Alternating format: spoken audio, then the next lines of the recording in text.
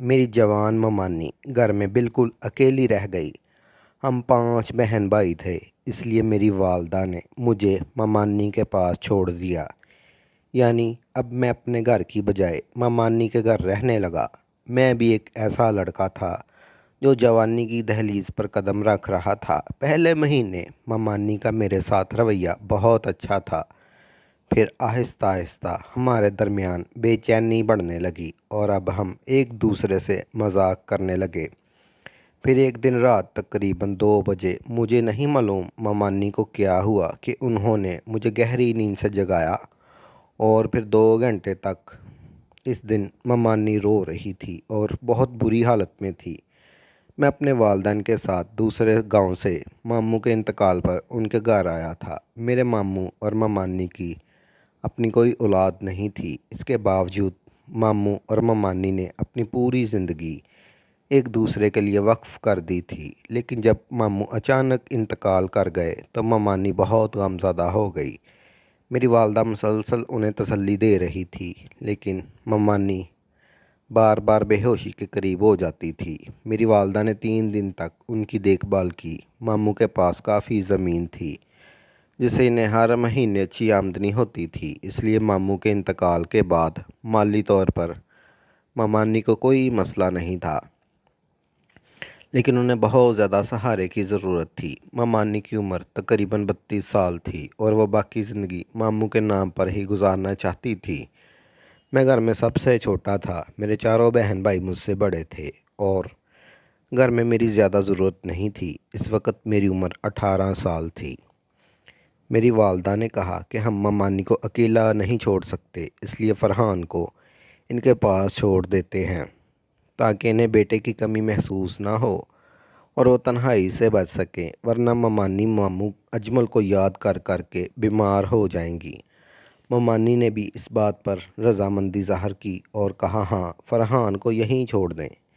मेरे वालिद ने कहा, फ़रहान यहीं रहेगा और मैं इसे इसी स्कूल में दाखिल करवाऊँगा और इसकी तालीम के तमाम अखराजात मैं ख़ुद बर्दाश्त करूँगा। ममानी ने फ़ौरन जवाब दिया, भाई आप क्या कह रहे हैं?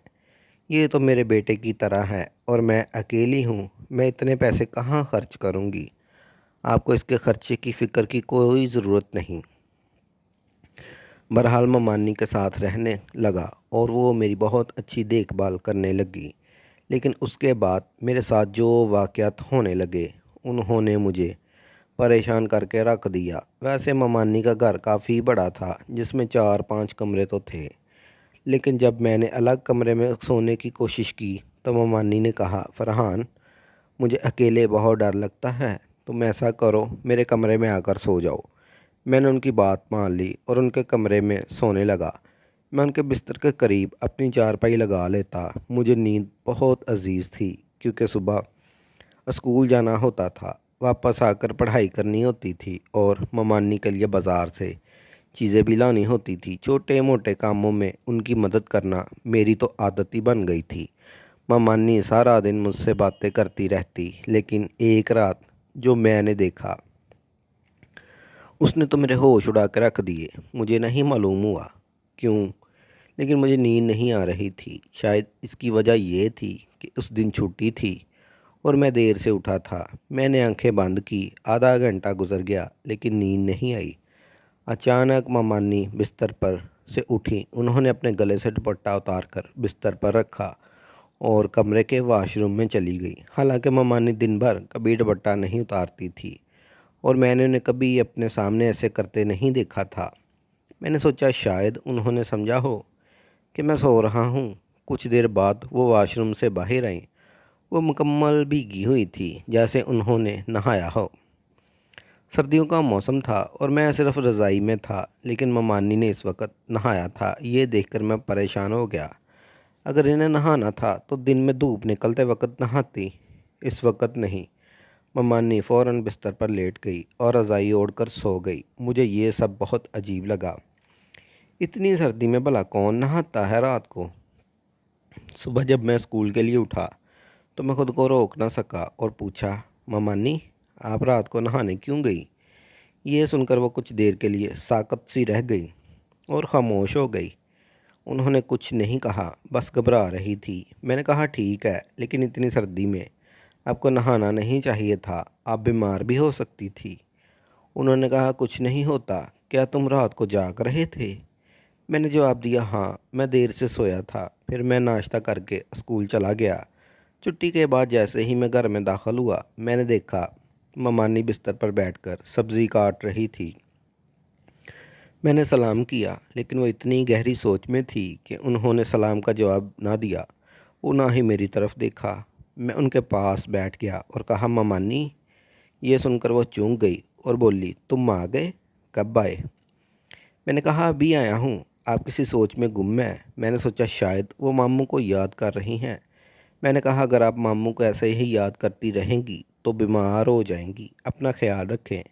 ये सुनकर वो मुस्कुराई और बोली ठीक है, तुम ऐसा करो, जाकर नहा लो, मैं तुम्हारे लिए रोटी बनाती हूँ। मैंने कहा ठीक है।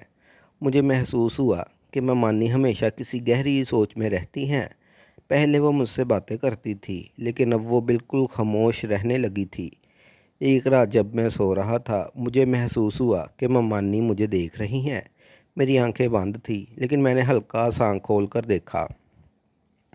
चांदनी की रोशनी में उनका साया साफ नज़र आ रहा था। वो मेरे बिस्तर के करीब आई, शायद ये देखने के लिए कि मैं सो रहा हूँ या जाग रहा हूँ।